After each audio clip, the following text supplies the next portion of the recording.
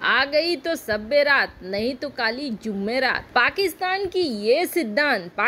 का ये सिद्धांत अब बड़ा भारी पड़ रहा है। अहमद शाह मसूद ने एक ऐसा संदेश भेजा जिस संदेश ने बिल्कुल आग लगा दिया है। तो वहीं दूसरी तरफ 24 घंटे भी नहीं बीते और पाकिस्तान पे दनादन शुरू हो गया है। तो वहीं आखिर केरल में भारत के ट्रक को क्यों रोका गया, इसके अलावा बहुत कुछ, आइए जानते हैं इन खबरों को विस्तार से। तो वहीं चीन का G20 बुरी तरीके से फंस गया, इसके अलावा बहुत कुछ, आइए जानते हैं इन खबरों को विस्तार से। किसी भी देश में एक अच्छी सरकार का होना बेहद जरूरी है। पिछले 5-6 सालों में बहुत सारे नीतिगत बदलाव भारत के अंदर हुए हैं, लेकिन उससे पहले की सरकारों ने तुष्टीकरण का वो नियम अपनाया जो नियम अभी भी कई जगह पे लागू है, जहां सरकारी नियमों की धज्जियां उड़ जाती हैं। क्या कोई ये सोच सकता है कि अपने ही देश केरल में इसरो का महत्वपूर्ण ट्रक जिस पे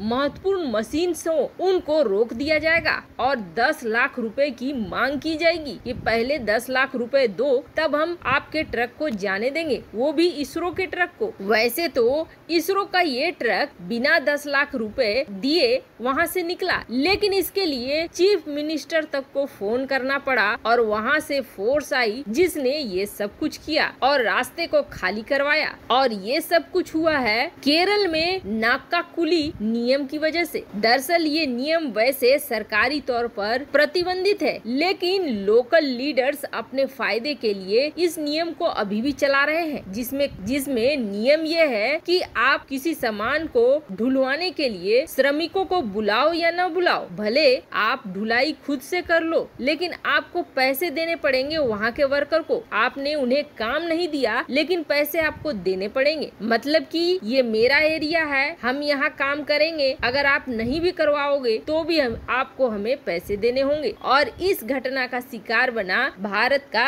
इसरो। खैर, ये बहुत अच्छा हुआ कि इसरो के साथ ऐसा हुआ। इसका कारण ये है कि अब ये घटना राष्ट्रीय लेवल पर एक सोचने का विषय बनेगी, जिसके बाद संभवतः ऐसा एक्शन लिया जाएगा कि उस इलाके में ये चीजें बंद हो। और ऐसी कई चीजें हैं जो भारत में बंद होनी बहुत जरूरी है और पुरानी चीजों को हटाकर वहाँ सही कानून लाने बहुत जरूरी है। खैर, इन सब के बीच बात करते हैं अफगानिस्तान, पंजशीर और पाकिस्तान। अहमद शाह मसूद ने एक ऑडियो भेजा, लगभग 20 मिनट का ये ऑडियो था और इस ऑडियो ने बिल्कुल न सिर्फ अफगानिस्तान में दुनिया भर में आग लगा दी है। अहमद मसूद का ये ऑडियो बहुत ही भावुक करने वाला था। उन्होंने अपने संदेश में ये कहा कि ये जो भी लोग हैं जो हम पे हमला कर रहे हैं ये बाहरी है, ये पाकिस्तानी है, ये हमारे देश के नहीं है। तालिबान ये कहता है कि हमने बाहरी फोर्स को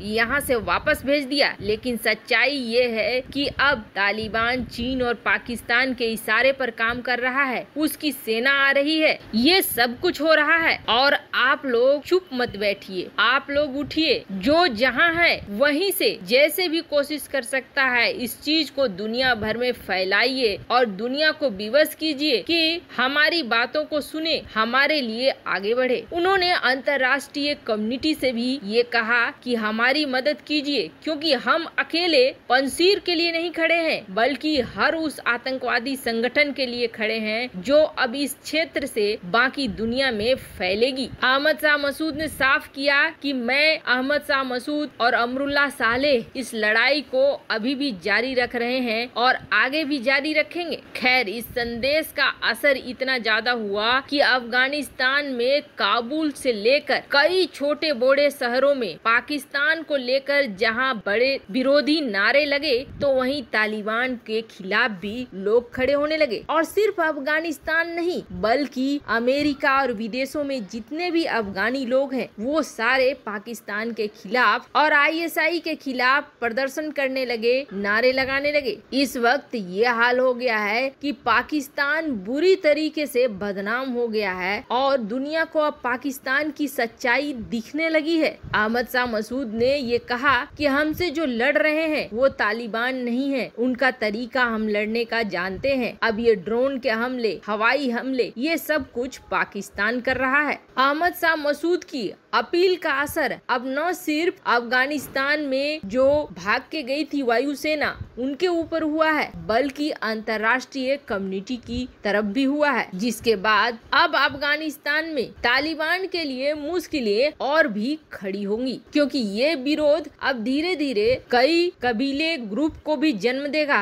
जो एक दूसरे से भिड़ेंगे। खैर, यहाँ तो एक तरफ अहमद शाह मसूद ने ये ऐलान किया और ये अपील की, तो वहीं दूसरी तरफ पाकिस्तान पर इसका असर दिखना शुरू भी हो गया। पाकिस्तान ने तालिबान के साथ डील की कि पंजशीर के बदले में तुम टीटीपी को खत्म करोगे। जिस तालिबान ने पहले ये कहा था कि हम टीटीपी का मामला नहीं देखने वाले हैं, टीटीपी और पाकिस्तान का मामला अपना है, तुम दोनों सल्टो। अब उस तालिबान के प्रवक्ता ने ये कह दिया कि पाकिस्तान हमारा पड़ोसी है और उसके विचार भी जायज हैं, हमें उसकी तरफ भी देखना है। स्क्रीन पर आप देख सकते हैं वो आर्टिकल। खैर, टीटीपी अपने काम पे लग गई। अब अफगानिस्तान में जो कांड किया पाकिस्तान ने, उसकी कीमत चुकानी पड़ रही है पाकिस्तान के लोगों को। पिछले एक महीने के अंदर अगर जितनी घटनाएं टीटीपी ने की है उसको देखेंगे तो करीब 25 से 30 तो ऐसे ऊपर भेज दिए हैं टीटीपी ने,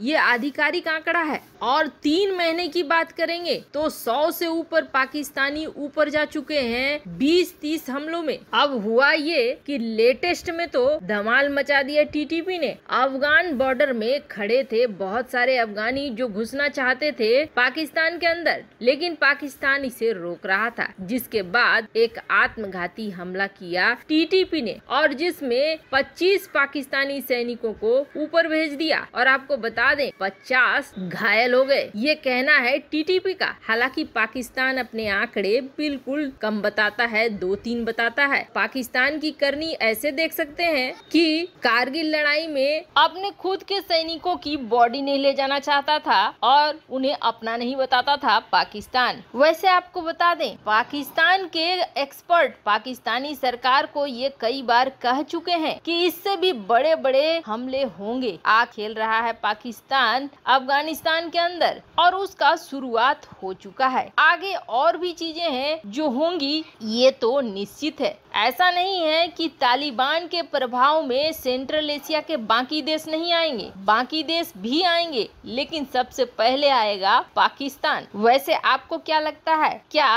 पाकिस्तान पे अंतर्राष्ट्रीय समुदाय को अब आगे आना चाहिए और एक बड़ा सबक जरूर देना चाहिए? कमेंट कर अपनी राय जरूर बताएं। जल्द मिलते हैं अगले वीडियो में नई खबर के साथ।